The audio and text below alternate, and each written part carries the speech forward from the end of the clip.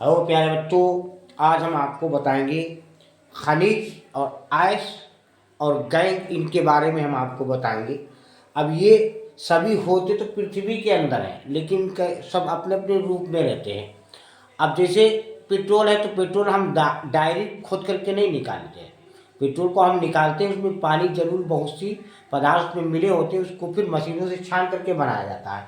तो ऐसे खनिज और अयस्क और गैंग, इनमें अंतर होता है। तो खनिज क्या होता है, हम खनिज के बारे में पहले समझेंगे।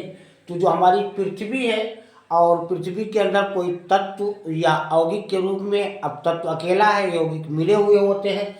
तो खनिज में सबसे पहले यानी वे तत्व या यौगिक जो भू परपटी में प्रकृत रूप से पाए जाते हैं, यानी जो पृथ्वी के अंदर प्रकृत रूप से जैसे हैं वैसे पाए जाते हैं, उनको हम खनिज कहते हैं।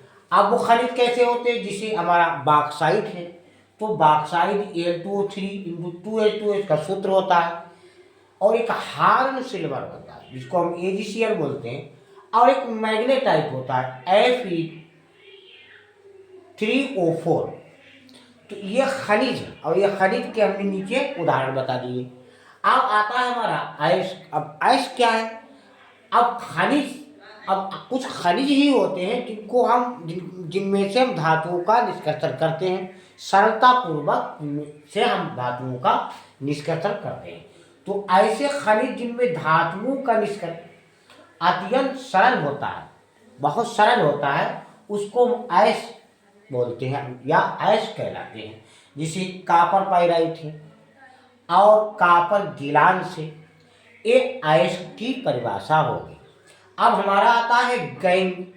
अब पृथ्वी के अंदर गैंग क्या होता है, पृथ्वी से खनिज और अयस्क में, जो खनिज होता है पृथ्वी के अंदर या अयस्क होता है, तो उसके अंदर बालू, चूना, कंकड़, पत्थर, बहुत से पदार्थ मिले हुए होते हैं।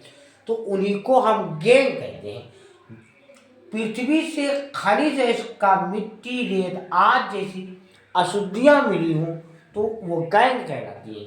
अब गैंग में जैसे ये अशुद्धियां मिली, से बॉक्साइट एस्क होता है, और ये सिलिका वगैरह इसमें मिली होती है। जैसे Al2O3 × 2H2, अब इसमें सिलिका मिली है, ये रेत वगैरह मिली होती है। Fe2 और 3 ये अशुद्धियां मिली होती है।